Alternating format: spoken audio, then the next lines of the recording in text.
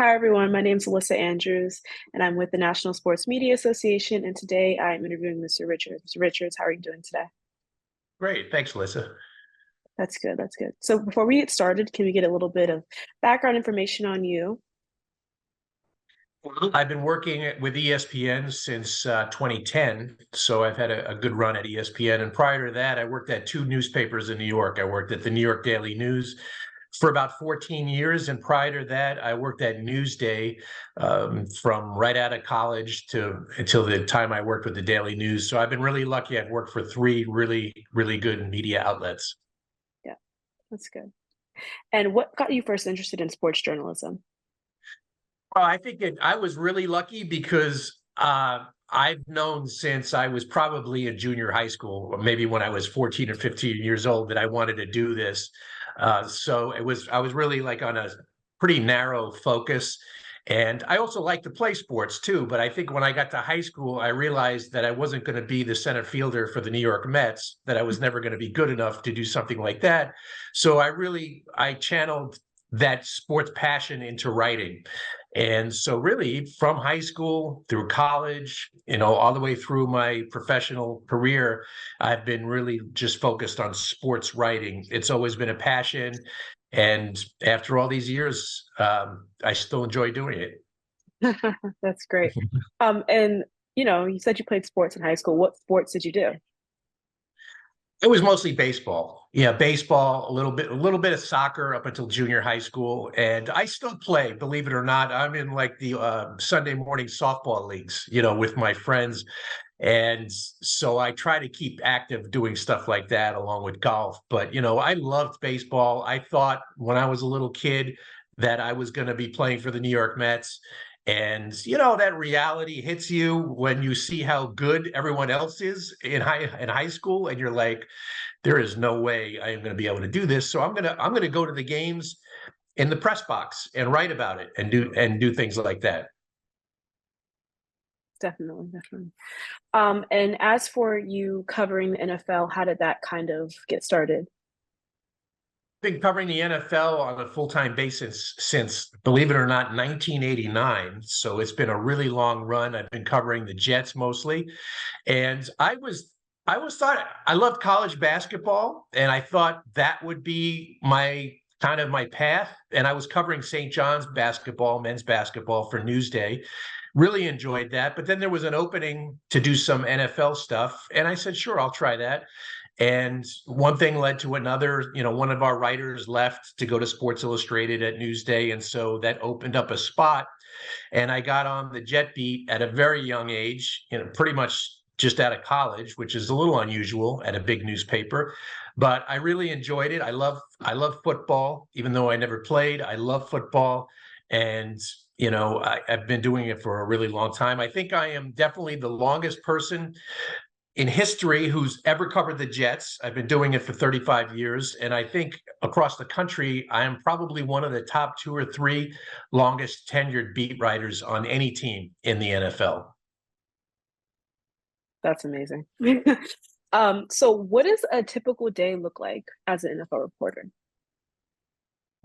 One of the great thing I love about this business is there's no like routine day. Every day is different. It's not a 9 to 5 job. I don't think I could stand a 9 to 5 job.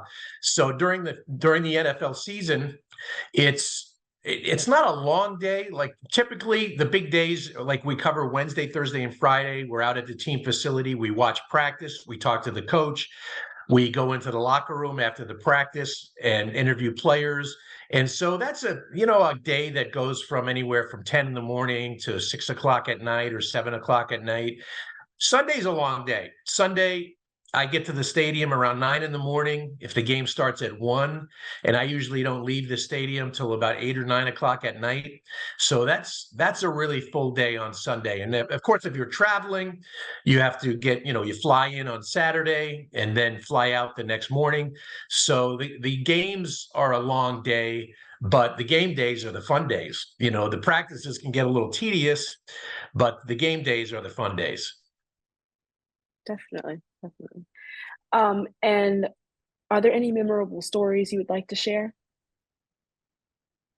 Well, I've covered the Jets for so long, and I think as any sports fan or football fan would know, the Jets have not been the most successful team. So they have not been to a Super Bowl since long before I was covering them, way back in 1968. Believe it or not, I was not covering the Jets then. And so it's like this ongoing soap opera with the Jets and their fans. Every year they think this is going to be the year.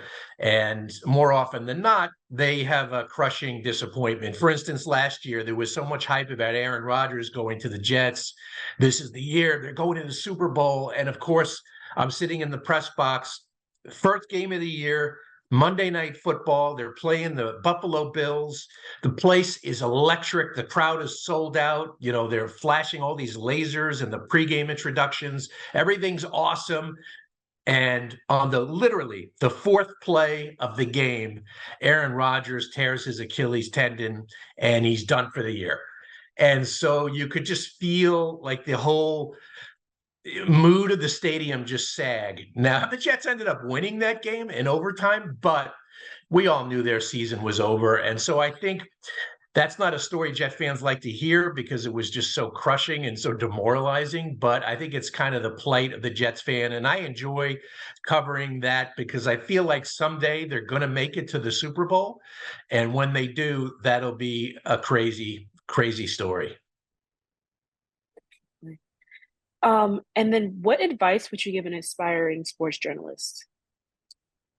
I love that question because I try to pass it down, like pay it forward to future generations. I actually am an adjunct teacher at Syracuse University. I teach a sports journalism class in the spring, and I just love being around the students. And so my key advice would just be you have to love it and be prepared to make it a 24/7 job. With social media and everything now, this is a 24/7 job because, Twitter never sleeps and social media never sleeps. And it's around the clock news cycle. And so my advice would be prepared to be totally obsessive about your job.